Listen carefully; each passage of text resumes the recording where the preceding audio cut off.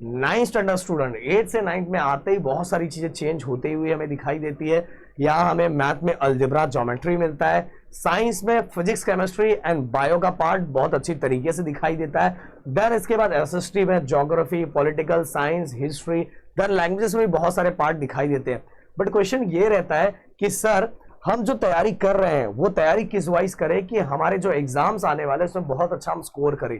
देखो भाई, सबसे पहले कमेंट में मुझे ये लिख के बताओ कि आपका यूनिट टेस्ट टीचर ने बता दिया है क्या, किस मंथ में? मुझे जहां तक लगता है जुलाई के एंड में या अगस्त के फर्स्ट वीक में आप सभी का यूनिट टेस्ट होना चाहिए।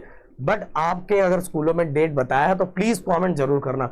और दोस्तों एक चीज और बोलना चाहूंगा, आप प्लेलिस्ट जाके चेक करोगे तो प्लेलिस्ट में पूरी चीजें हमने ऑलरेडी बनाई है, बट इस बार फिर से हम नए सिरे से बहुत चीजें बना रहे हैं। अगर आप चाहते हो कि कंटिन्यू हम आप लोगों के लिए कंटिन्यू काम करें तो प्लीज चैनल पे अपना सपोर्ट जरूर दिखाना। जितने ग्रुप्स होंगे आपके हर ग्रुप में शेयर करो एंड वीडियो को लाइक करो। अगर नए हो तो चैनल को सब्सक्राइब जरूर करना। अब गाइस देखो, 9th स्टैंडर्ड के अंदर मैंने एक और वीडियो बनाया था। इसके पहले मैंने आप सभी को बोला था कि अगर 9th में आप पूरी तरह से फोकस कर लेते हो और 9th में एक अच्छा खासा स्कोर कर लेते हो तो गारंटी है, 100% गारंटी है कि 10th में बहुत अच्छी तरीके से फोड़ोगे आप।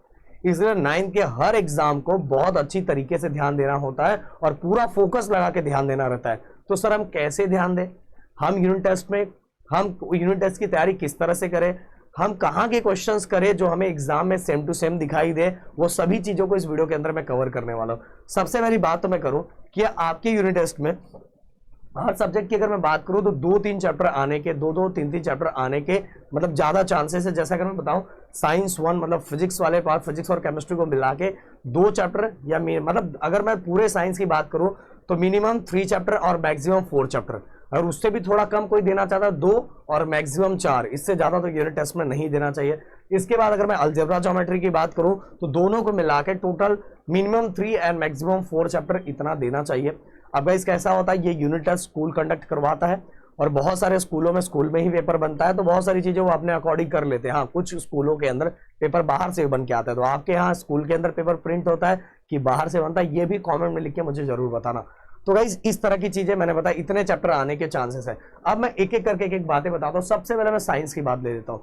साइंस के अंदर गाइस जितने भी आपके चैप्टर आ रहे हैं सभी चैप्टर के डायग्राम्स बहुत अच्छे से आने चाहिए। इवन अगर मैं न्यूमेरिकल्स की बात करूं तो न्यूमेरिकल्स के अंदर गाइस जो भी सॉल्व न्यूमेरिकल है, जो टेक्स्ट बुक के अंदर सॉल्व किया हुआ न्यूमेरिकल है, वो न्यूमेरिकल आपको अच्छे से प्रैक्टिस कर लेना है और सॉल्व न्यूमेरिकल के बाद देन इसके बाद अनसॉल्व न्यूमेरिकल की तरफ बढ़ना है। अगर आपके स्कूलों के अंदर ही पेपर प्रिंट होता है तो जो टीचर न्यूमेरिकल करवा रही है उसको बहुत अच्छे तरीके से करो, क्योंकि वही न्यूमेरिकल सेम टू सेम आपको एग्जाम में दिखाई देगा। इसके बाद गाइस टेक्सचुअल क्वेश्चन बताने से पहले एक चीज क्लियर कट बता देना चाहता हूं। अगर आप चाहते हो कि सेम टू सेम चीजों की तैयारी आप बहुत अच्छी तरीके से करो तो गाइस अपने लाइब्रेरी में विजिट करो। लाइब्रेरी में विजिट करके पिछले 3 साल के फर्स्ट यूनिट टेस्ट के पेपर उनको बोलो देने के लिए। वो आपको पेपर जो देंगे उन पेपर की भी तैयारी साथ में करो। देखो बहुत सारी चीजें मिलती हुई आपको दिखाई देगी, सेम टू सेम दिखाई देगी। इसलिए पिछले 3 साल के जो पेपर होते हैं उनकी प्रैक्टिस आप बहुत अच्छे से कर सकते हैं, जिनको हम PYQ कहते हैं। और इसके साथ ही गाइस देखो साइंस के अंदर आप टेक्सचुअल क्वेश्चन अभी कर सकते हो, बट टेक्सचुअल के साथ ही आपको साइंस के अंदर के कुछ जो इंपॉर्टेंट जैसे डेफिनेशंस हो गए, कुछ सॉल्व करने वाले पार्ट को हम डेरिवेशन बोलते हैं, वो वाला पार्ट कुछ हो गया। फिर इसके बाद अगर कुछ न्यूमेरिकल जो सॉल्व न्यूमेरिकल वो और कुछ डायग्राम ये भी अंदर करना चाहिए। और जो टेक्सचुअल है, टेक्सचुअल में गिव रीजंस ये तो बहुत अच्छे से करना चाहिए। MCQ बहुत अच्छे से करना चाहिए क्योंकि वो वाली चीजें हमें पूरी तरह से दिखाई देती है। तो अगर साइंस में स्कोर करना है तो टेक्सचुअल के साथ ही आपको टेक्स्ट बुक के अंदर के जो बीच के जो इंपॉर्टेंट क्वेश्चन आपको दिखाई देता है। और वैसे टेंशन मत लो, आगे आने वाले दिनों में मैं आपको इंपॉर्टेंट क्वेश्चंस बताऊंगा कि टेक्स्ट बुक के बीच के अंदर कौन से इंपॉर्टेंट क्वेश्चन। अगर चाहिए तो प्लीज इस वीडियो पे 500 के लाइक कर दो। 500 के तो नहीं हो पाएगा, 500 लाइक कर दो, मैं आप तक फटाफट वो चीजें पहुंचाना स्टार्ट करूंगा। इसके बाद PYQ के मैंने बारे में बता ही दिया कि PYQ को तो आपको अच्छा सॉल्व करना चाहिए। और 2 सैंपल पेपर्स मैंने बोला अगर इस वीडियो पे आपने बहुत अच्छा सपोर्ट दिखाया तो मेरी तरफ से मैं आप सभी को टेलीग्राम पे, अपना टेलीग्राम डिस्क्रिप्शन में दिया हुआ उसको ज्वाइन कर लो। मेरी तरफ से 2 नहीं 4 सैंपल पेपर विद सॉल्यूशन के साथ मैं आप सभी को दूंगा, जिससे आपकी बहुत अच्छी प्रैक्टिस हो जाएगी। और अच्छी प्रैक्टिस हो जाएगी तो आप बहुत अच्छा क्या करोगे, स्कोर कर पाओगे। अगर मैं SST की बात करूं तो देखो SST के अंदर जितने भी टेक्सचुअल क्वेश्चन है बस वो कर लो, उतना ही आएगा, उसके अलावा कुछ भी नहीं आने वाला। अगर मैं मैथ की बात कर लूं, मैथ के अंदर गाइस बहुत सारे बच्चे क्या करते हैं बताया, प्रॉब्लम सेट भाई सबसे पहले ना एक्सरसाइज के क्वेश्चन पूरा करके खत्म करो। एक्सरसाइज के ज्यादातर क्वेश्चन आपको एग्जाम में दिखाई देंगे जिससे आप बहुत अच्छा स्कोर कर सकते हो।